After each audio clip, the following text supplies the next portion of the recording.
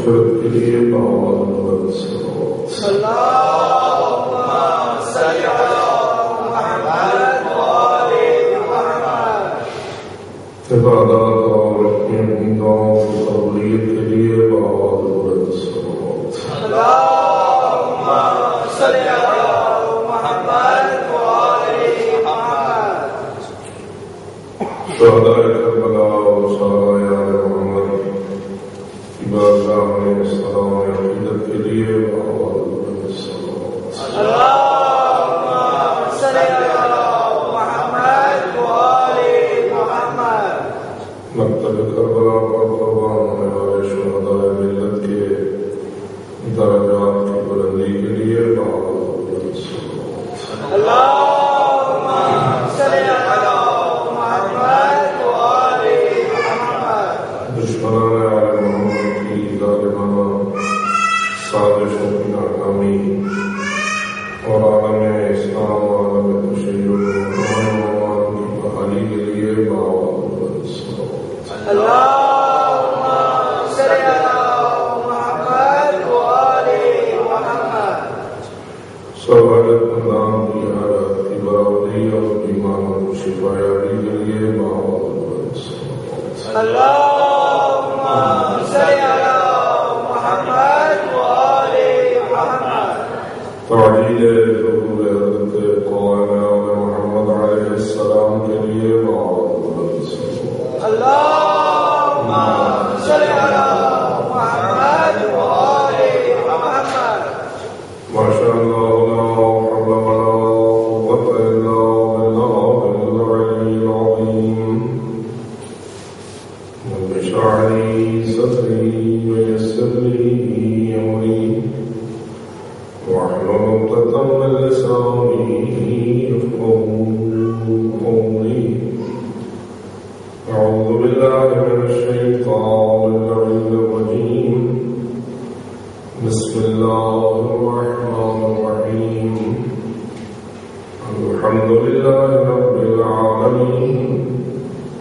والصلاة والسلام على أشرف الأنبياء والمرسلين سيدنا ونبينا وشفيع ذنوبنا وطبيب قلوبنا ومولانا أبي القاسم محمد. اللهم صل على محمد وآل محمد. والصلاة والسلام على أهل بيته الطيبين الطاهرين المعصومين الغر الميامين المنتجبين المكرمين الذين قال الله تعالى في شأنهم إنما يريد الله ليذهب عنكم الرجس أهل البيت ويطهركم تطهيرا. اللهم صل على محمد وآل محمد. ورحمة الله على أحبابهم وأصحابهم وشيعتهم ومواليهم أجمعين. ولعنة الله على أعدائهم ملعونين من يوم عداوتهم إلى أبد الآبدين. أما بعد فقد قال الله تبارك وتعالى في كتابه المبين وخطابه المتين. بسم الله الرحمن الرحيم. ولتكن منكم أمة يدعون إلى الخير ويأمرون بالمعروف وينهون عن المنكر وأولئك هم المفلحون. اللهم صل على محمد وآل محمد. درگاہ ربوبیت میں مخلصانہ واجدانہ استدعاء حق محمد و اہل بیت محمد علیہ السلام سب اہل ایمان کی عبادات کو قبول و منظور فرمائے، سلسلے عزاداری شہداء کربلا کو شرف قبولی نصیب فرمائے، اور سارا یار محمد بالخصوص سید کائنات زینب کبریٰ سلام اللہ علیہ کی قربانیوں کو ذکر کرنے کی سعادت ہمیں بار بار نصیب فرمائے، اور اس سلسلہ خیر کو قائم کرنے والوں کو اپنی توفیقات سے سرفراز فرمائے، اسلاف پر جنہوں نے محنت کی اپنی رحمت نازل فرمائے، انہیں جوار آل محمد نے بلند منزلت نصیب فرمائے، اور ہم سب کو یہ سلسلہ خیر مزید اسے ترقی دینے کی توفیق عطا فرمائے، اور ہمارے اصلاح ہماری نسلوں کو یہ سلسلہ برقرار رکھنے کی شرف کی توفیق عطا فرمائے۔ بارگاہ حضرت امام زمان علیہ السلام میں تعزیت پیش کرنے کے لیے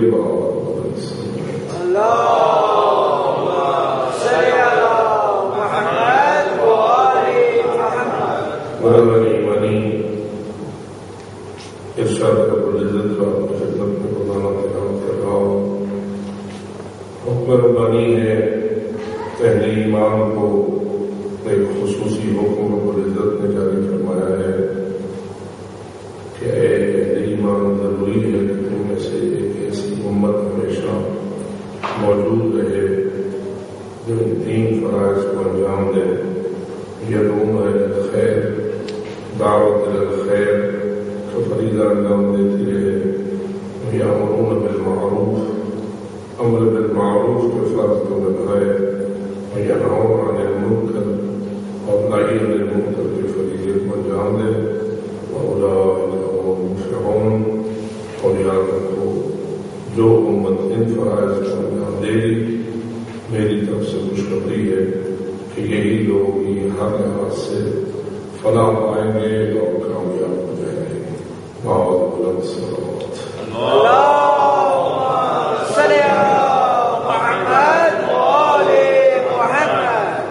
تو میں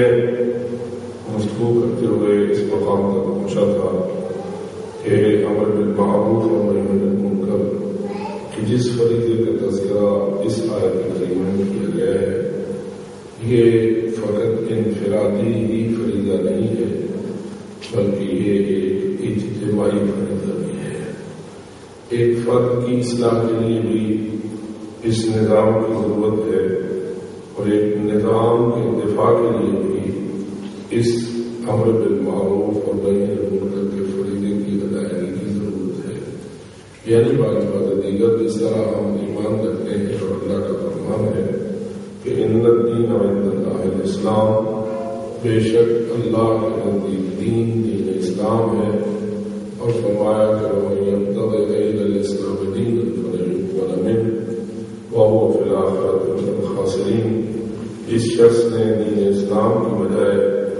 کسی اور دین کو اپنایا، یا بالفاظ دیگر اس نے اپنی زندگی اسلام سے ہٹ کر کسی اور دین کے مطابق گزاری،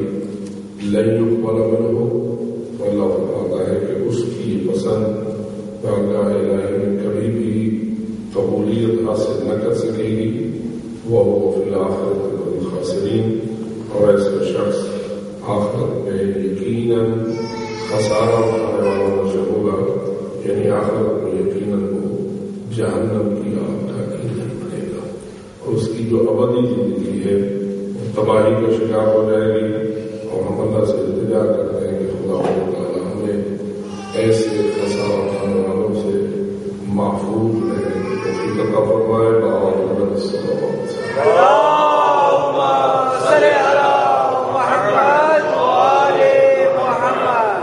تمہیں جو واقعہ یاد دلانا چاہتا تھا وہ یہ کہ اس میں شک نہیں کہ جب دین اسلام اللہ کا پسندیدہ اور حقیقی دین ہے، بلکہ یہی وہ دین ہے جو اللہ نے ہمارے لیے بتایا ہے، اس کے علاوہ باقی یہ بھی نظام ہے وہ باطل ہے اور یہی حق ہے، تو پھر اس نظام کی حفاظت اور اس نظام کا دفاع بھی خود اس نظام کے اندر ہونا چاہیے،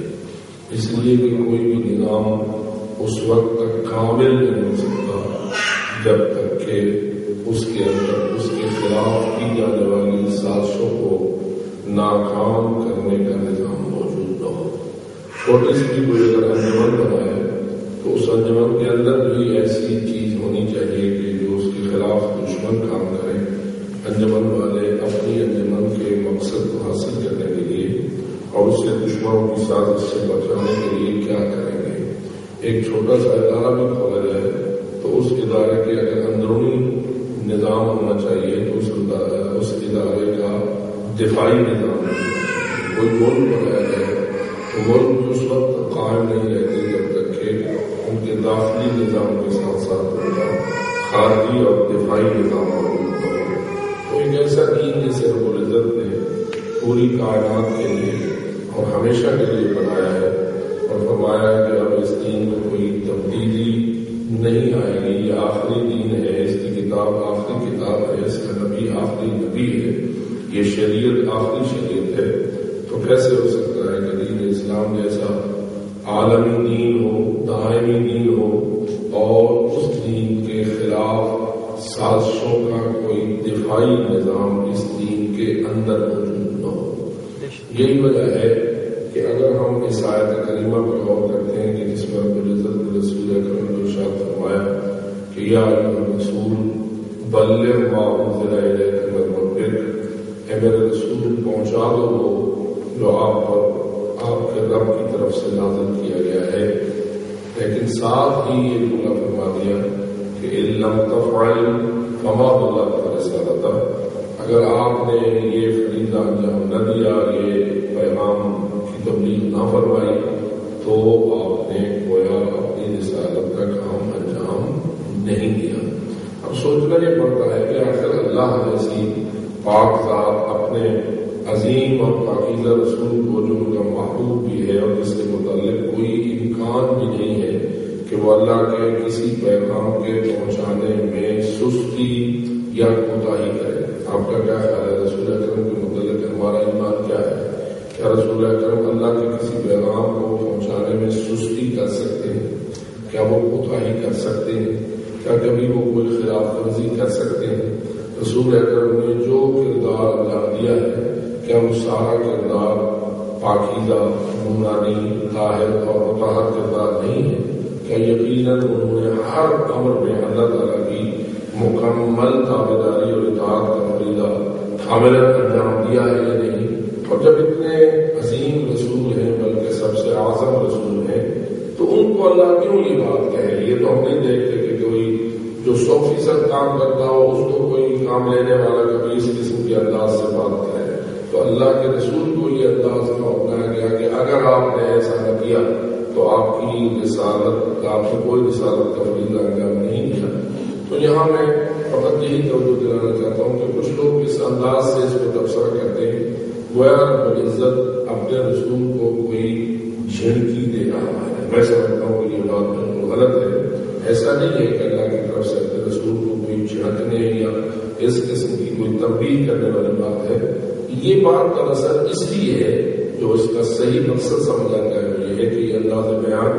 رب العزت نے قرآن مجید میں اس لیے اختیار کیا ہے کہ اللہ قیامت تک آنے والی مخلوق کو متوجہ کرنا چاہتا تھا کہ یہ پیغام اتنا اہم ہے کہ جس پیغام کو تبلیغ کرنے کا حکم دیا گیا ہے رسول کو پورے رسالت کے نظام میں اور پورے اللہ کے پیغامات میں یہ پیغام اپنی اہمیت کے اعتبار سے اتنا بلند ہے، اتنا بلند ہے، اتنا بلند ہے کہ اگر یہ پیغام اللہ کا رسول نہیں پہنچاتا تو پھر اللہ کے رسول نے جو سارا رسالت کا پیغام پہنچایا ہے وہ بے فائدہ ہو جائے گا، بے مقصد ہو جائے گا اور اس کی کوئی تاثیر برقرار نہ رہے گی۔ اس اہمیت کو اجاگر کرنے کے لیے اللہ نے یہ انداز بیان فرمایا ہے کہ اے میرے حبیب دراصل یہ پیغام اتنا اہم ہے، اتنا اہم ہے، اتنا اہم ہے کہ اگر یہ نہیں پہنچتا تو پھر اس کا مطلب یہ ہے کہ دین میں جو اس وقت تک دین پہنچایا ہے اور جو کچھ بھی محنت کی ہے وہ ساری کی ساری محنت راہ یہاں ہو جائے گی۔ تو بس ہم نے یہ دیکھنا ہے کہ وہ کون سا پیغام الہی ہو سکتا ہے کہ اگر وہ پہنچے تو پورے پوری رسالت مؤثر ہو جائے گی اور پوری رسالت کا پہنچایا ہوا پیغام جو ہے وہ مفید تر اور کامیاب تر بن جائے گا. اور اگر وہ نہیں پہنچتا تو سارا نظام جو ہے وہ دھڑام سے گر جائے گا اور اس کا فائدہ نہیں تک ہوگا. اب جب ہم وہاں پہنچتے ہیں تو پھر ہمارے ذہن میں یہ سوال آتا ہے کہ کوئی بھی اگر نظام بنایا جائے تو اس نظام کے لیے وہ کون سا پیغام ہوتا ہے جو اس کو بچاتا ہے ہر قسم کی مشکلات سے. تو جواب یہ ہے کہ نظام دفاعی جسے آپ کہتے ہیں وہ دفاعی اور حفاظتی جو نظام ہوتا ہے کسی چیز کا اس کو اس لحاظ سے سب سے اہمیت ہوتی ہے کہ اگر حفاظت ہوگی تو چیز بچے گی. اگر نظام دفاعی ہوگا تو ملک بچے گا. اگر نظام دفاعی ہوگا تو کوئی آپ کا ادارہ بچے گا. اگر دفاعی نظام ہی نہیں ہوگا اور سازش کرنے والے جو چاہیں آگے کر گے تو پھر آپ نے 100 سال محنت کی 200 سال محنت کی 1000 سال محنت کی بعد کو آگے دشمنوں نے اس کا بیڑا کر دیا تو ساری آپ کی 1000 سال محنت ضائع ہو گئی. آپ کا کوئی مقصد آپ کو حاصل نہ ہو. تو اس لیے ہر نظام کی کامیابی کا راز اور ہر نظام کے دائم و قائم رہنے کا راز نظام میں ہے کہ اس نظام کے خلاف ہونے والی سازشوں کو رد کرنے کا اور اس کے نظام کے دفاع اور حفاظت کرنے کا کوئی نظام اس نظام کے اندر موجود ہونا چاہیے. اس لیے کوئی اللہ یہ کہہ رہا ہے کہ میرے رسول میں نے جو پیغام آپ کو دیا ہے یہ پیغام دراصل فقط ایک عام سا پیغام نہیں ہے بلکہ یہ پیغام اتنا اہم ہے کہ اگر یہ نہیں پہنچتا تو اس وقت آپ نے ابتدا سے لے کے اس وقت تک جو محنت کی ہے وہ ساری کی ساری محنت حقارت اور ضائع ہو جائے گی. اس لیے آپ نے یہ پیغام ضرور پہنچانا ہے. رسول تو پہلے بھی جانتے تھے لیکن بات ہے کہ یہ آیت نازل ہوئی تو مقصد زیادہ روشن ہو گیا اور آج ہر کوئی قرآن مجید پہ غور کرنے والا اس بات کو سمجھتا ہے کہ وہ پیغام اتنا اہم ہے اتنا اہم ہے اتنا اہم ہے کہ اس کے بغیر دین اسلام کا تحفظ نہیں ہو سکتا. دین اسلام کے خلاف دشمنوں کی سازشوں کا مقابلہ نہیں ہو سکتا اور ان سازشوں کو رد نہیں کیا جا سکتا. اب ہم سوچتے ہیں کہ وہ پیغام کیا تھا اور آپ سب جانتے ہیں کہ وہ پیغام کیا تھا. بابا بلند صاحب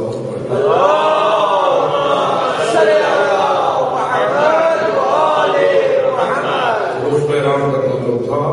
نظام ولایت و امامت کے ساتھ اور اس پیغام کو پہنچایا رسول اکرم نے میدان غدیر میں اور ہاتھ مولا علی نے پکڑا اور فرمایا کہ من كنت مولاه فهذا علي المولى اللهم انصر من نصر واخذل من خذل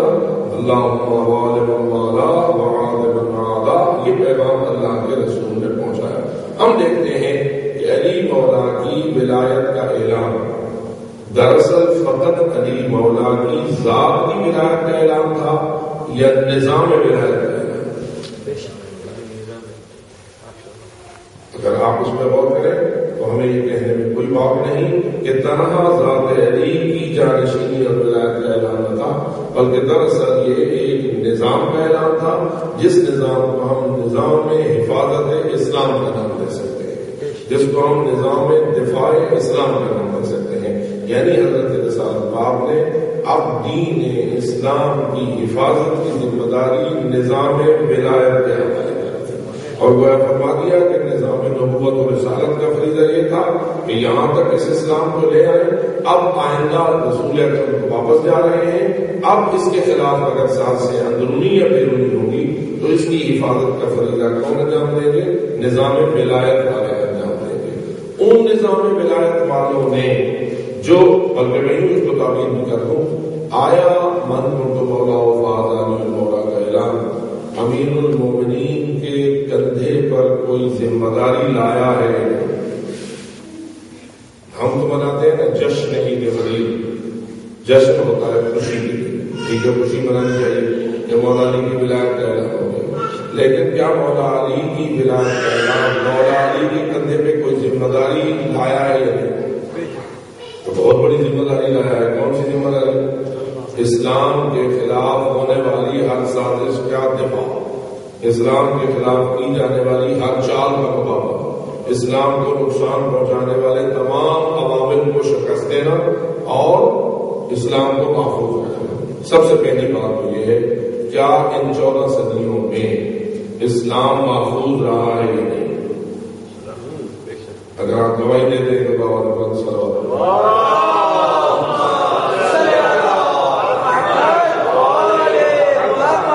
دوسری بات, کیا اسلام کو مٹانے چہرے کو مست کرنے کی سازشیں بھی شیطانی اور دشمن قوتوں کی طرف سے ہوئی ہیں یا نہیں؟ میں تو یہ کہہ سکتا ہوں وہ کون سا دن تھا، وہ کون سی شب تھی، وہ کون سا گھنٹہ تھا جو پچھلے دوروں میں گزرا ہے اور اس میں اسلام کے خلاف سازش کی؟ شیطانی قوتیں ہمیشہ اپنے پورے زور شور کے ساتھ، اپنی پوری طاقت اور قوت کے ساتھ، اپنے تمام وسائل کے ساتھ وہ اسلام کے خلاف عمل پیرا نہیں ہے، آج بھی ہے، اور وہ اپنا کام شیطانی کرتی رہی ہے اور کرتی رہے۔ پھر سوال یہ پیدا ہوتا ہے کہ جب قوتوں نے اپنا سازشی کام جاری رکھا تو اسلام کیسے محفوظ رہا؟ کس نے محفوظ کیا؟ ایک سوال یہ ہے، کیا حکمرانوں نے محفوظ کیا؟ جو برسر اقتدار آتے رہے، واضح ہے کہ مسلمانوں کے اوپر برسر اقتدار تب تک تو تھوڑا سا تو ہے نہیں، ہزاروں کی تعداد میں لوگ ہیں کہ جو برسر اقتدار آئے، ابتدا سے اقتدار اور حکومت شروع ہوئی اور پھر چلتی رہی، لمبا چوڑا اقتدار بھی چلتا رہا، پھر تقسیم بھی ہوتا رہا، پھر مختلف ملکوں میں بھی تقسیم ہوتا رہا، اور آتے رہے لوگ اور وہ اپنا اپنا اقتدار چلاتے رہے۔ کیا ان مقتدرین، کیا ان حکمرانوں نے دین اسلام کے خلاف ہونے والی سازشوں کا مقابلہ کر کے دین کو بچایا، یا الٹا ان لوگوں نے تو دین کو نقصان پہنچایا؟ اگر بنی امیہ کی بات دیکھو تو انہوں نے دین کو فائدہ پہنچایا یا نقصان؟ اگر بنی عباس کی بات دیکھو تو انہوں نے اسلام کو ارے ایک اپنے مفادات کے لیے اسلام کو استعمال کرنے کی سازش میں لگا رہا۔ ان کی اگر عادات کو دیکھو، ان کے خصائل کو دیکھو، ان کے کردار کو دیکھو، ان کی سوچ کو دیکھو، ان کی فکر کو دیکھو، تو ادھر قرآن پڑھو ادھر اسلام پڑھو، پتہ چلتا ہے کہ بادشاہوں کی فکر اور ہے اور قرآن کی فکر اور ہے، ان مقتدرین کی سوچیں کچھ اور ہیں اور اسلام کی سوچ کچھ اور ہے۔ یہ سلسلہ تو ہمیں اس امر کی طرف متوجہ کرتا ہے۔ بلند صلوات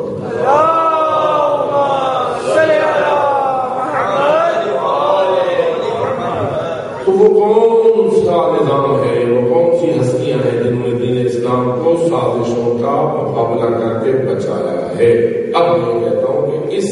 ساری سازش کا جو اسلام کے خلاف جاری رہی ہے اور آج تک ہے،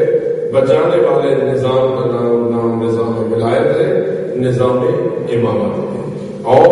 ہر زمانے کے امام نے ہمیشہ ہر سازش کا اپنے اپنے دور کے تقاضوں کے مطابق مقابلہ کیا ہے اور اسلام کی حفاظت کی ہے۔ اس حفاظتی نظام کا ایک دوسرا نام ہے امر بالمعروف و نہی عن المنکر، جس کا حوالہ میں نے کل بھی آپ کی خدمت میں دیا تھا کہ حضرت جناب امام حسین علیہ السلام جب مدینہ منورہ سے تشریف لے جا رہے ہیں 28 رجب کو، تو آپ نے جو وصیت نامہ لکھا ہے اس میں کیا الفاظ لکھے ہیں کہ میں جا رہا ہوں امر بالمعروف کے لیے اور نہی عن المنکر کے لیے۔ بس معلوم ہوا امر بالمعروف اور نہی عن المنکر فقط یہ نہیں ہے ایک آدمی دوسرے کو کہے نماز پڑھو، تو نماز نہیں پڑھتا نماز پڑھو، ایک دوسرے کو کہے جھوٹ مت بولا کرو، سچ بولا کرو، ایک دوسرے کو کہیں کہ پردہ کیا کرو، بے پردگی مت کیا کرو، حیاداری اپناؤ، ہر چیز یہ یقیناً یہ بھی امر بالمعروف اور نہی عن المنکر ہے، لیکن امر بالمعروف اور نہی عن المنکر کا ایک بالا ترین درجہ اور ایک اہم ترین درجہ وہ بھی ہے کہ جس کو امام حسین نے میدان کربلا میں بیان کیا ہے۔ ایک وہ بھی امر بالمعروف اور نہی عن المنکر کی شکل ہے جسے دختران رسول نے اور بنات رسول نے اور مستورات کربلا نے، خواتین کربلا نے لے کے مدینہ منورہ سے شام تک اور شام سے واپس مدینہ منورہ تک انجام دیا ہے۔ معلوم ہوتا ہے یہ سب کچھ بھی امر بالمعروف اور نہی عن المنکر کا حصہ ہے، اور اسی لیے کل میں آپ کی خدمت میں عرض کر رہا تھا کہ ایسا نہیں ہے کہ یہ کام فقط چند نفوس کا ہوتا ہے، چند افراد کا ہوتا ہے، اس کے لیے ایک امت چاہیے، اس کے لیے جوان چاہیے، اس کے لیے ایسے بچے ہوئے تربیت یافتہ مرد چاہیے، عورتیں چاہیے، جوان چاہیے، بچے چاہیے کہ جو اپنے اپنے دور میں اس فریضے کو انجام دینے میں غفلت نہ کرے اور جس معیار کی قربانی کی ضرورت ہو اس معیار کی قربانی دینے سے گریز نہ کرے، اور وہ جتنا بھی فریضہ جس انداز سے بھی ادا کرنا ممکن ہو اس کو ادا کرے۔ یہی وجہ ہے کہ ہمارے سامنے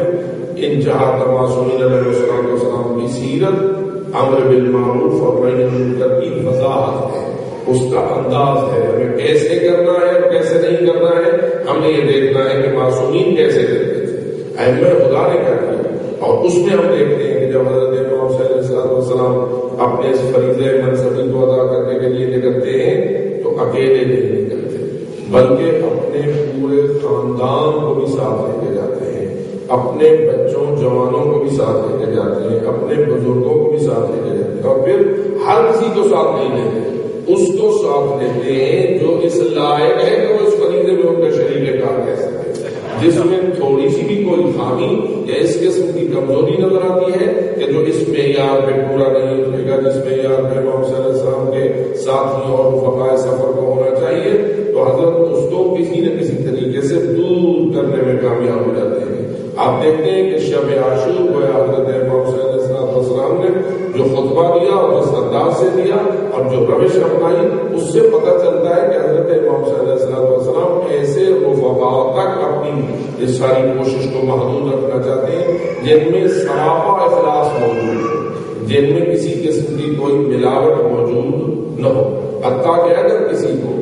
زندگی زیادہ محبوب ہے تو امام اسے فرما دیتے ہیں جس کو زندگی چاہیے میری طرف سے اسے اذن ہے، اجازت ہے، جانا چاہتا ہے تو چلا جائے اور میں اسے کو مجبور نہیں کرتا. حتیٰ کہ یہ بات بڑے عجیب ہے کہ میں اپنی بیعت کی رسی بھی تمہارے گلے سے اتار دیتا ہوں، میری بیعت کی مجبوری بھی تمہیں اس عمل پر مجبور نہ کرے. میں کبھی کبھی حیران ہوتا ہوں کہ بڑی تعریف کی جاتی ہے ایک جرنیل کی کہ جس نے کشتیوں کو جلا دیا تھا. بابا بلند صاحب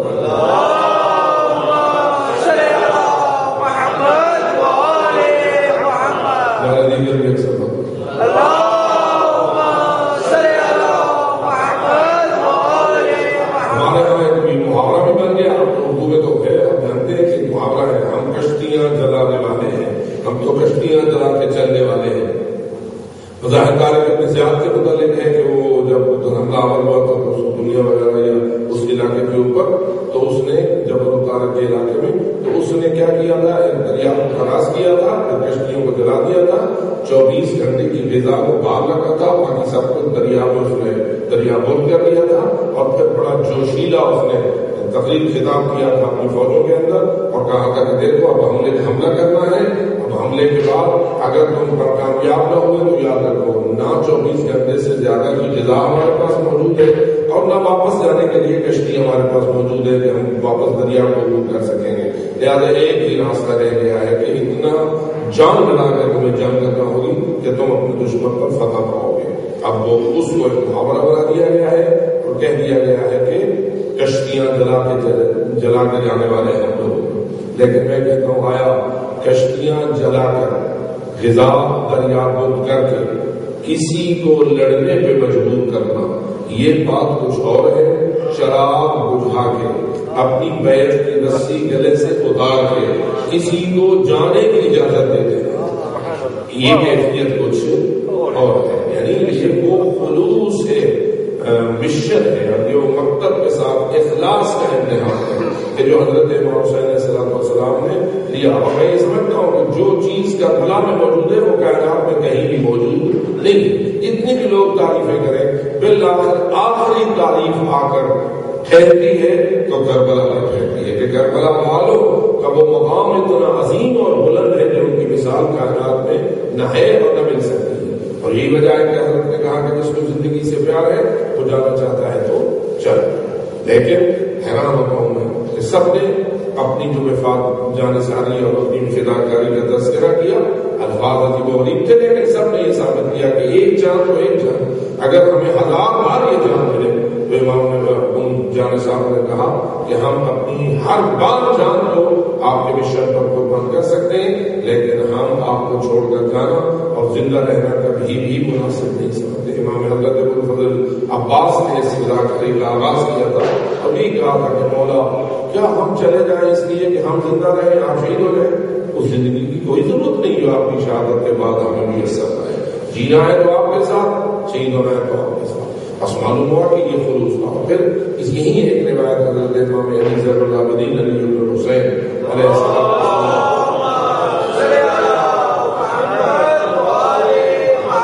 کی زبان پاک سے ہم تک پہنچی ہے کہ وہ فرماتے ہیں کہ میں تھا تو بیمار، لیکن میں نے حضرت کا خطبہ سننے کے لیے اپنے آپ کو قریب کیا تھا تاکہ میں اپنے بابا جان کا خطبہ خطبہ سنوں اور دیکھوں کہ وہ اپنے جانثاروں سے کیا کہتے ہیں. یہ بات حضرت نے خود نقل کی جو یہ فرمایا. اور اس کے بعد جب یہ خطبہ ختم ہوا اور حضرت کے سارے جانثار خیمے سے باہر نکلے اور امام علیہ السلام بھی باہر نکلے تو یہ فرماتے ہیں امام سجاد کہ میں نے دیکھا کہ حضرت امام حسین علیہ السلام زیر آسمان جا کے کھڑے ہو گئے. کھڑے ہو کر آپ نے آسمان کی طرف رخ کیا. پھر اپنے جانثاروں میں سے ایک ایک کا نام لے کر ان کو بلانا شروع کیا. جو بھی قریب آتا آسمان کی طرف رخ کرتے, اشارہ کرتے اور فرماتے یہ جنت میں اپنا مقام دیکھ لو, جنت میں اپنا محل دیکھ لو. اور معلوم ہوا کہ جوانہ جنت کے سردار نے اپنے جانثاروں میں سے ہر ایک کو جنت کا مقام ان کی آنکھوں سے دکھا دیا. اب آپ اندازہ کریں کہ وہ کتنے مخلص لوگ تھے, مشن سے کتنے مخلص تھے, نظام دفاع اسلام کے کیسے عجیب سپاہی تھے کہ جن کو جنت گویا ان کی عاشق ہو چکی تھی اور جنت کے رتبے ان کی آنکھوں سے دیکھنا نصیب ہوئے تھے. عین الیقین کی منزل پر وہ لوگ پہنچے تھے. تو میں یہ کہنا چاہتا ہوں کہ جو امر بالمعروف اور نہی عن المنکر کے فریضے کو انجام دینے کے لیے امام حسین نے اپنے ساتھی اکٹھے کیے تھے, ان میں کوئی ناخالص بندہ موجود نہ تھا. سارے ہی بہتر خلوص تھے اور مشن کے اتنے وفادار تھے کہ جس سے بڑھ کر اور کسی کی وفاداری کا تصور بھی نہیں ہو سکتا ہے. بس معلوم ہوا کہ وَلْتَكُن مِّنكُمْ أُمَّةٌ يَدْعُونَ إِلَى الْخَيْرِ وَيَأْمُرُونَ بِالْمَعْرُوفِ وَيَنْهَوْنَ عَنِ الْمُنكَرِ ہونا چاہیے, اور ان میں جتنا زیادہ خلوص ہوگا اتنا زیادہ وہ اپنی کامیابی کی منزل پر پہنچے گا. لیکن ہماری آج کل کی محفل کا جو موضوع ہے وہ یہ ہے کہ کیا یہ فریضہ یہ امر بالمعروف اور نہی عن المنکر فقط مردوں پہ فرض ہے یا اس میں خواتین کا بھی حصہ موجود ہے؟ آیا فقط یہ مردانہ فریضہ ہے یا یہ زنانہ فریضہ بھی ہو سکتا ہے؟ تو میں یہ کہنا چاہ رہا ہوں کہ ہماری یہ مجالس ہمیں سمجھنے کی متوجہ کر رہی ہیں کہ جہاں یہ مردانہ فریضہ ہے وہاں یہ زنانہ اور نسوانی فریضہ ہے. اللہ نے خواتین کو اس سعادت سے بے بہرا نہیں کیا, اللہ نے یہ شرف خواتین کو بھی عطا فرمایا ہے. لہذا جب ہم کہتے ہیں کہ نماز, روزہ, حج, زکات, اس کے بعد امر بالمعروف اور نہی عن المنکر, یہ فریضہ آیا جیسے نماز مردوں پہ واجب ہے اسی طرح عورتوں پہ بھی واجب ہے, روزہ جیسے مردوں پہ واجب ہے ایسے ہی عورتوں پہ بھی واجب ہے, اسی طرح حج, اسی طرح زکات, خمس اور دیگر فرائض. لیکن البتہ بات یہ ہے کہ ہر ایک پر اس کے اپنے آداب کے مطابق واجب ہوگا, ہر ایک کے اوپر اس کے اپنے انداز سے جیسے جیسے اس کی کیفیت اللہ نے بنائی ہے اس کے مطابق اس پر فریضہ ہوگا. مرد پر واجب ہوگا اپنے مردانہ انداز سے, خواتین پر واجب ہوگا اپنے نسوانی انداز سے. لیکن ہر ایک کو تربیت دینا, ہر ایک کے ذہن میں مشن خلوص پیدا کرنا, مشن سے محبت پیدا کرنا, اخلاص کا موجود ہونا, یہ ہر ایک کے لیے ہونا چاہیے. اس کے بغیر فریضہ انجام نہیں پا سکتا ہے. اس لیے میں آپ سے یہ پوچھنا چاہتا ہوں کہ آیا میدان کربلا میں فقط خواتین اہل بیت موجود تھیں یا اہل بیت سے باہر خاندانوں کی خواتین بھی وہاں موجود تھیں؟ یعنی جیسے کہ آپ دیکھ رہے ہیں کہ شہداء میں جس طرح کے بنی ہاشم کے شہداء شہید ہوئے, اسی طرح انصار اور شیعہ بھی تو شہید ہوئے. اور انصار اور شیعہ میں کیا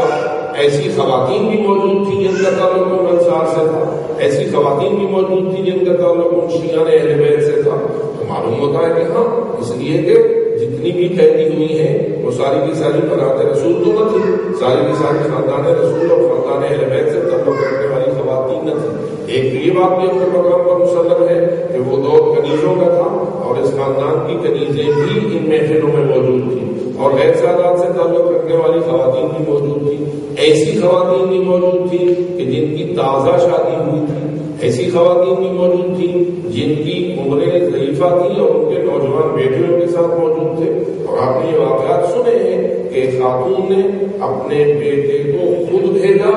اور خود ہاتھ میں نیزہ یا ایک عصا لے کر اپنے بیٹے کے ساتھ جنگ کے لیے میدان میں نکلی, اور وہ بیٹا تازہ شادی شدہ تھا. اس نے اپنے امام صلی اللہ علیہ وسلم کی خدمت میں عرض کیا کہ مولا میری ماں اگر میرے ساتھ میدان میں آئے گی تو میرے لیے جنگ کرنا ہی مشکل ہو جائے گی, میرے لیے قتال دشمنوں کے ساتھ آسان نہ رہے گا. آپ میری والدہ کو حکم دیں کہ وہ پیچھے رہے اور میرے ساتھ نہ آئے, وہ خیمے میں چلی جائے. حضرت امام صلی اللہ علیہ وسلم نے بلایا, فرمایا عورتوں سے اس قسم کا جہاد ساقط ہے, تم ساتھ نہ جاؤ. وہ واپس چلی آئی. ٹھیک ہے، یعنی جو جذبہ اس کا تھا وہ تو آپ نے دیکھ لیا. ایسے جذبات میں جب امام نے روکا تو کیسے روک گئی؟ فوراً تو نہیں واپس آ گئی. پھر اس نے ایک مرتبہ امام علیہ السلام سے اپیل کی کہ مولا مجھے کم از کم اتنی اجازت ہو کہ میں خیمے کے باہر کھڑے ہو کر اپنے بیٹے کی جنگ تو دیکھوں. اب آج ہے کہ یہ تو کرکٹ کا میدان نہیں ہے، یہ تو کھیل نہیں ہے کہ اس میں وہ خاتون دیکھنا چاہتی ہے. کیا ہے؟ دشمنوں کے ساتھ اور یزیدیوں کے ساتھ ایک حسینی کی جنگ ہے، اور جو ہونا ہے وہ آپ کے سامنے. تلواریں لگنے ہیں، نیزے لگنے ہیں، تیر لگنے ہیں، زخمی ہونا ہے، خون بہنا ہے، لاش میں تڑپنا ہے، کیا کیا ہو رہا ہے. اور وہ ماں کہہ رہی ہے کہ میں اپنے بیٹے کی جنگ اپنی آنکھوں سے خود دیکھنا چاہتی ہوں. اور حضرت اسے اجازت دے دی، ٹھیک ہے تو کھڑے ہو کر جنگ دیکھ لے. تو حضرت وہ خاتون جو ایک ضعیفہ تھی اور جوان بیٹے کی جنگ وہ دیکھتی رہی. اب آگے جب منظر اور کربلا نقل کرتی ہے تو بڑا دل دوز ہے، اور اس کے صبر اور ہمت اور حوصلے کی انتہا ہوتی ہے کہ جب اس دشمن کے ساتھ اس کی جنگ ہوئی، بڑی خوبصورت اس نے جنگ کری نوجوان مجاہد تھے، لیکن بالآخر یہ ہوا کہ وہ شہید ہوا. لیکن اس کا جو قاتل تھا وہ ایسا سخت دل اور شقی القلب تھا کہ اس نے اس جوان کے سر کو تن سے قلم کر کے ادھر پھینکا جدھر اس کی ماں کھڑی ہوئی. اب آپ اندازہ کریں کہ اس جملے کو ہم سنتے ہوئے یا اس منظر کو اپنے ذہن میں بناتے ہوئے ہمارا تو کلیجہ ہونے لگتا ہے اور ہمارا دل کانپنے لگتا ہے. لیکن آپ اندازہ کریں وہ کیسی خاتون ہے جس کے سامنے اس کے بیٹے کا سر کٹا ہے اور کٹ کے پھر اس کو اس نے ہوا میں اچھالا ہے اور ادھر پھینک دیا ہے ادھر وہ ماں کھڑی ہوئی ہے. اور روایت میں الفاظ ہے کہ وہ سر آیا زمین پہ گرا اور چلتا ہوا اس ماں کے قریب آ کر رک گیا، جیسے کہ ایک فطری تقاضا تھا. جب وہ سر آ کر رکا تو اب کیا ہوا، وہ ماں آگے بڑھی، اس نے اپنے بیٹے کے سر کو چوما، چوم کے پھر خاکے کا گلا پر رکھا اور یہ کہہ دیا کہ جو کچھ اللہ کے نام پہ دے دیا جاتا ہے اسے پھر واپس نہیں دیا جاتا ہے. جو چیز اللہ کے نام پر دے دی جاتی ہے اسے پھر واپس نہیں دیا. اب یہاں آپ دیکھیے، اگر اس خاتون میں مشن کا خلوص نہ ہوتا، اگر اس خاتون میں صبر و حوصلہ اور ہمت و طاقت نہ ہوتی تو ایک ضعیفہ کہاں اپنے بیٹوں کے اس قسم کے واقعات کو دیکھ کر برداشت کر سکتی ہے. تو یہ خواتین بھی موجود تھیں کہ جن خواتین کو امام حسین علیہ السلام نے اپنے کاروان کا رکن بنایا تھا اور اپنا ساتھی قرار دیا تھا. اور ان خواتین کی تربیت کس نے کی تھی؟ ان خواتین کو اتنا مشن کا خلوص کس نے دیا تھا؟ مجھے یہ کہنے میں کوئی حد نہیں کہ اگر حضرت امام حسین علیہ السلام نے اپنے ساتھیوں کا اس قافلے میں ان کی تربیت کی ہوگی، جیسے کہ زہیر بن خیر جیسے لوگ کو آخری اوقات میں آ کے شامل ہوئے اور بہت سارے لوگ آخر میں شامل ہوئے ہیں، تو ادھر خواتین کی تربیت کس نے کی ہوگی؟ اور خواتین کو اپنے مشن کو مخلص بنانے میں کس کا کردار نظر آتا ہے؟ تو ہمیں کردار زینبی کو اتنا خراج تحسین پیش کرنا پڑتا ہے، اتنا خراج تحسین پیش کرنا پڑتا ہے کہ کائنات میں کوئی ہمیں اس جیسی خاتون نظر نہیں آتی. اگر کوئی ہے تو سوائے حضرت فاطمہ الزہرا سلام اللہ علیہا کے،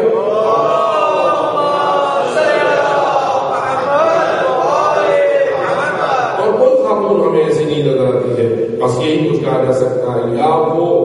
ماں عظمت والی ہے کہ جسے اللہ کے رسول نے سیدۃ النساء العالمین کہا ہے، اور یہ بیٹی کائنات میں بے مثل و مثال ہے کہ جو ثانیہ زہرا بن کر اس نے اپنے کردار کو انجام دیا ہے. اس لیے میرے عزیز دوستو کہ میں یہ چاہتا ہوں کہ آپ کی خدمت میں بی بی زینب کبریٰ سلام اللہ علیہا کے خطبات کی کچھ اقتباسات آہستہ آہستہ آپ کی خدمت میں پہنچاؤں اور آپ کو متوجہ کروں. لیکن اس کی تمہید کے لیے ضروری ہے کہ فقط الفاظ کو ہم نے نہیں دیکھنا، ہم نے اس ماحول کو بھی دیکھنا ہے جس میں بی بی طاہرہ نے یہ کردار انجام دیا ہے. ایک خاتون کا پہلے تو کسی مردوں کے مجمع میں کھڑے ہو کر بولنا ہی بڑا مشکل ہے، اور جب وہ ہوگی زہرائے ثانی، جب وہ بھی دختر حیدر کرار، جب وہ بھی حضرت رسالت آپ صلی اللہ علیہ وسلم کی دختر، اور یہی وجہ ہے کہ بی بی کے خطبے کا جو پہلا جملہ ہے اسی میں بی بی نے کہا ہے الحمدللہ والصلاۃ علی ابی محمد رسول اللہ صلی اللہ علیہ وآلہ وسلم.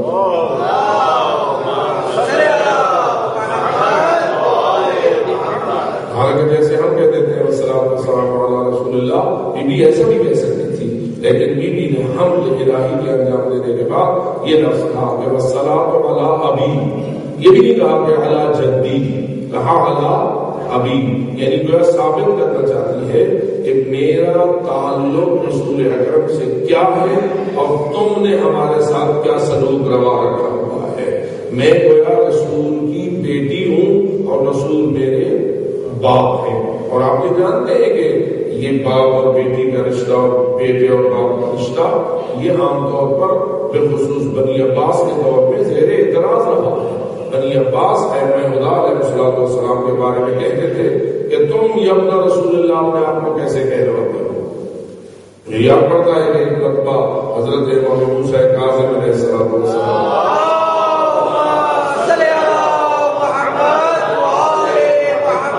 روضہ رسول میں تھے اور ہارون اپنی خلافت اور اپنی حکومت کے دمتراک میں تھا، اور اپنے تمام وزراء اور شمشیران اور افسران اور جرنیل کرنیلوں کے ساتھ مل کر روضہ رسول پر زیارت کے لیے آیا۔ ایک تو زیارت کے لیے آیا ہے، لیکن کیا بن کے آیا، کیسے ٹھن کے آیا، کہ ساتھ لے کے آیا، کس طرح اپنی اقتدار کی دھوم دھام بنا کے آیا، وہ اپنے مقام پر آیا اور روضہ رسول کے اندر داخل ہوا اور سے یہ پتہ چلتا ہے کہ یہ دروازوں کا بند ہونا اور روزوں کا مقفل ہونا اور روضہ رسول کے اندر داخلے پر پابندی کا لگا دیا جانا، یہ ان آج کے دور کے ان لوگوں کی کاروائیاں ہیں، ورنہ ہمیشہ سے دفن رسول اکرم صلی اللہ علیہ وسلم سے لے کر اس حکومت سعودی کے برسر اقتدار آنے تک سلسلہ روضہ رسول کا اس طرح نہ تھا جیسا کہ آج بنا دیا گیا ہے، اور اندر داخل ہوتے تھے سارے لوگ اور زیارت کرتے تھے اور قبر رسول تک لوگ پہنچا کرتے تھے۔ بہرحال یہ اندر پہنچا اور اندر اس نے جا کر سلام کیا، اور سلام باتیں زیارت جسے آپ کہتے ہیں جب انسان رسول اکرم کے روضے میں جاتا ہے تو زیارت ان سے کہتے ہیں، لیکن زیارت ہوتی تو سلام کی شکل میں ہے، السلام علیکم یا رسول اللہ جیسے آپ کہتے ہیں، لیکن اس نے کیا کہا؟ اب ہارون کر رہا ہے رسول اکرم کو سلام، کہتا ہے السلام علیکم یا ابن العام میں یا رسول اللہ، اے میرے چچا کے بیٹے اللہ کے رسول، آپ پر میرا سلام۔ اب آپ دیکھا کہ وہ اپنے چچا کا بیٹا کیوں کہہ رہا ہے رسول اکرم کو سلام کرنے کے لیے؟ تو اصل اس کے اقتدار کا اعتراض اس میں مثبت تھا، گویا وہ اپنے قریبیوں کو یہ تاثر دینا چاہتا تھا کہ میرا پوری کائنات میں سب سے قریبی رشتہ ہے رسول اکرم کے ساتھ، کہ میں رسول کے چچے کا بیٹا ہوں، ایک رسول کے اپنی نسل تو آگے بڑھی نہیں، اور رسول کے چچے حضرت عباس ہیں، ان کا بیٹا ہوں، ابن نام ہے، لہٰذا ان کے سب سے قریبی رشتہ دار ہے۔ لیکن روایت یہ کہتی ہے کہ ابھی اس کی زبان سے یہ جملہ آیا ہی تھا کہ السلام علیکم یا ابن العام یا ابن رسول اللہ، تو روضہ رسول کے کونے سے ایک آواز آئی، السلام علیکم یا ابت یا رسول اللہ، سلام ہو آپ پر اے میرے بابا اللہ کے رسول، آپ پر میرا سلام ہو، اے میرے اب اپنے اب کو سلام پیش کیا۔ اب یہ کون تھے؟ دیکھا ہارون نے تو کونے میں حضرت امام موسیٰ کاظم علیہ السلام عبادت میں مصروف تھے، اور جب حضرت نے دیکھا کہ ہارون نے یہ جملہ کہا ہے تو حضرت نے جواب میں یہ جملہ کہا، کیوں؟ تاکہ سننے والوں کو پتہ چل جائے کہ جو تمہیں یہ تاثر دینا چاہتا ہے کہ میں رسول کے سب سے قریبی رشتہ دار ہوں، یہ قریبی رشتہ دار نہیں ہے، بلکہ اس سے زیادہ قریبی میں رسول کا رشتہ دار ہوں، اس لیے کہ یہ ابن العام کہہ رہا ہے اور میں یا ابت کہہ رہا ہوں، یہ چچے کا بیٹا کہہ رہا ہے اور میں اپنا باپ کہہ رہا ہوں۔ اور جب یہ کہا تو ہارون تو حیران و ششدر رہ گیا اور بڑا پریشان ہوا کہ میرا تو سارا جو پلان تھا وہ سارا کا سارا ناکام ہو گیا، میں تو لوگوں کو یہ تاثر دینا چاہتا تھا کہ میں رسول کا سب سے قریبی ہوں اور میں سب سے زیادہ اقتدار ہے رسول کا حقدار ہوں، جانشینی رسول کا حقدار ہوں، یہ تو کوئی اور شخصیت سامنے آ گئی جس نے اپنے آپ کو رسول کے زیادہ قریبی کہہ دیا۔ اس لیے ہارون پریشان ہوا اور پریشان ہو کر حضرت موسیٰ کاظم علیہ السلام کی طرف متوجہ ہوا اور کہنے لگا تم کیسے یہ کہہ رہے ہو یا ابت، جبکہ تم بھی رسول کے چچے کی اولاد ہو، میں بھی رسول کی چچے کی اولاد ہوں، آپ کیسے اپنے آپ کو فرزند رسول کہہ سکتے؟ آپ حضرت ابو طالب کی اولاد سے ہیں، وہ حضرت کے چچا تھے، میں عباس کی اولاد سے ہوں، وہ بھی حضرت کے چچا تھے، بس دونوں ہم چچے کی اولاد ہیں، تم کیسے یہ کہہ سکتے ہو کہ یا ابت؟ اس وقت حضرت جناب موسیٰ کاظم علیہ السلام نے بڑا عجیب انداز سے اس کے منہ کو بند کیا اور کہا کہ اے ہارون تم مجھے یہ بتا کہ اگر یہی رسول اکرم صلی اللہ علیہ وسلم آج اپنے مبارک سے باہر آ جائے اور اس دنیا میں واپس آنا ہے، اور واپس آ کر اے ہارون تجھ سے تیری بیٹی کا اپنی ذات کے لیے رشتہ طلب کرے تو کیا کرے گا؟ تو کیا کرے گا؟ واضح ہے کہ رسول رشتہ طلب کرے ہارون سے، ہارون کیسے کہہ سکتا ہے کہ میں رشتہ دینے کے لیے تیار نہیں ہوں؟ کہنے لگا میرے لیے اس سے بڑھ کر اور عزت کیا ہوگی، میرے لیے اس سے بڑھ کر اور فخر کا مقام کیا ہوگا کہ میری بیٹی کو رسول اکرم اپنے ساتھ رشتے کے لیے قبول فرما لے، وہ مانگیں گے تو میں بے شک ضرور دے دوں گا۔ اور حضرت جب اس نے اقرار کیا کہ میں بیٹی کا رشتہ دے دوں گا تو اس وقت حضرت محمد موسیٰ کاظم علیہ السلام نے فرمایا یہی تمہارے اور ہمارے درمیان فرق ہے کہ تم سے رسول اپنی تمہاری بیٹی کا رشتہ مانگ بھی سکتے ہیں اور تم دیتے بھی ہو، اور تمہاری بیٹی سے رسول کا رشتہ ہو بھی سکتا ہے۔ ہم وہ ہیں کہ ہماری بیٹیاں خود رسول کی اپنی بیٹیاں ہیں، ہماری بیٹیاں تو رسول اکرم کی اپنی بیٹیاں ہیں۔ اب تو بتا کہ تم رسول کے زیادہ قریبی ہے یا میں رسول کے زیادہ قریبی؟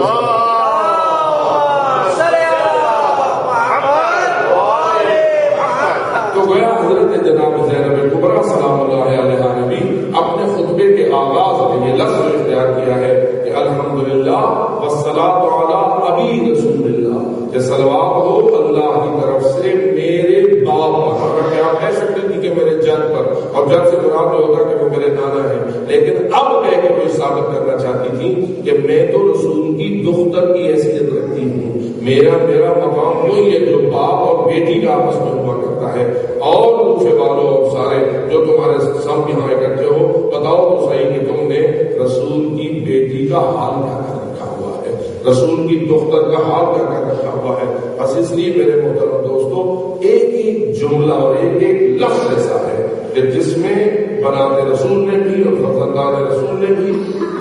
نہ فقط اپنا لہو دے کر دین کو بچایا ہے، نہ فقط اپنی قربانیاں دے کر دین کو بچایا ہے، نہ فقط اپنی لاشیں تڑپا کر دین کو بچایا ہے، نہ فقط اپنے بچوں کو تڑپتا ہوا دیکھ کر دین کو بچایا ہے، بلکہ انہوں نے اپنے کردار کے ساتھ بھی دین کو بچایا ہے، اپنے ایک ایک لفظ کے ساتھ بھی دین کی حفاظت فرمائی ہے۔ اور یہی وہ چیز ہے کہ جو حضرت امام زین العابدین علی بن حسین علیہ السلام نے بھی اس مسجد میں استعمال کی تھی کہ جب خطبے کا موقع آیا تھا تو امام زین العابدین نے اور کچھ نہیں کہا، فقط اپنا تعارف کروایا ہے کہ میں کون ہوں، میں کون ہوں، میں کون ہوں، عرب مکہ تبمنا عرب زمزم وصفا، میں وہ اتنا کہہ کے لوگوں کے ذہن میں یہ بات راسخ کر دی کہ میں تو تمہارے رسول کا بیٹا ہوں۔ اور یہی وجہ ہے کہ یزید اتنا پریشان ہوا حضرت کے خطبے کو سن کر، اس کی تفصیل کبھی پھر آپ کی خدمت میں عرض کروں گا کہ اس کے لیے اور کوئی چارہ نہ رہا، وہ دیکھ رہا تھا کہ لوگ رونے لگ گئے ہیں اور یہ ساری شام کی مخلوق میرے گرفت سے باہر نکلنا چاہ رہی ہے، اور ابھی عنقریب کوئی نہ کوئی میرے خلاف انقلاب پیدا ہو جائے گا۔ تو اس ملعون کے پاس اور کوئی چارہ نہ رہا، اس نے کہا اٹھو مؤذن آزان دو۔ مؤذن اٹھا، اس نے آزان دیا۔ ذرا امام سجاد کے انقلابی ترین اقدام کی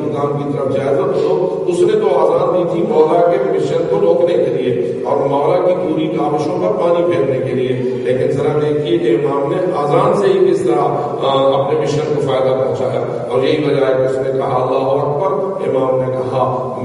اللہ یقیناً اکبر ہے، اور پھر جب اس نے کہا کہ اشہد ان لا الہ الا اللہ، فرمایا میرے بدن کا ذرہ ذرہ بال بال گواہی دیتا ہے کہ وہ وحدہ لا شریک ہے۔ اب جب اس نے کہا اشہد ان محمد رسول اللہ، تو امام اس کی طرف متوجہ ہوئے اور کہا اے مؤذن، تجھے اس کا واسطہ کس کی گواہی دے رہا ہے، خاموش ہو جا۔ وہ خاموش ہوا، حضرت یزید کی طرف متوجہ ہوئے، فرمایا اے یزید بتا یہ جس کی گواہی دے رہا ہے یہ تیرا نظر تھا یہ میرا نظر تھا، اگر تو اپنا کہے تو تجھ سے بڑھ کر اور کوئی جھوٹا نہیں ہے، اور اگر تم میرا مان لے تو پھر ذرا بتا ہمارے بیٹوں کو قتل تم نے کیوں کیا ہے، ہماری بیٹیوں کو تم نے قید کیوں کیا ہے، یا رسول کی بیٹیوں کو قید کرنا اس کا تو کیسے اس کا جواب دے سکتا ہے؟ اتنا سخت جملہ تھا حضرت جناب امام سجاد کا کہ گویا حضرت یہ کہنا چاہتے تھے آج اگر رسول آ جائے تو ذرا بتا تو صحیح، تو جس کی رسالت کی گواہی دلوا رہا ہے ان کی بیٹیوں بیٹوں کا جو تم نے حال کر رکھا ہے اس کا تیرے پاس کیا جواب ہوگا؟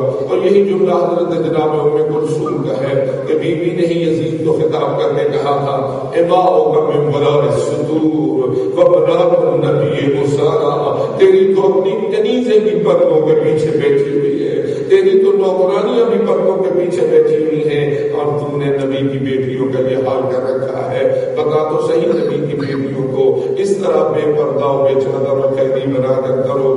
میں پھرانا اور بازاروں میں لے جانا، اس کا تیرے پاس کیا جواز ہے؟ تو میرے عزیز مہمانوں، امر بالمعروف اور نہی عن المنکر کا یہ فریضہ اتنا اہم ترین فریضہ ہے کہ جس فریضے کو ادا کرنے کے لیے سیدنا زینب کبریٰ سلام اللہ علیہا نے اس انداز کے کردار کو نبھایا ہے کہ آج کا دین زندہ ہے یا کردار حسینی کے صدقے زندہ ہے اور یا کردار زینبی کے صدقے زندہ ہے۔ ہم پر بھی فرض ہے، اگر کبھی کردار حسینی کی ضرورت پڑے تو ہم کردار حسینی سے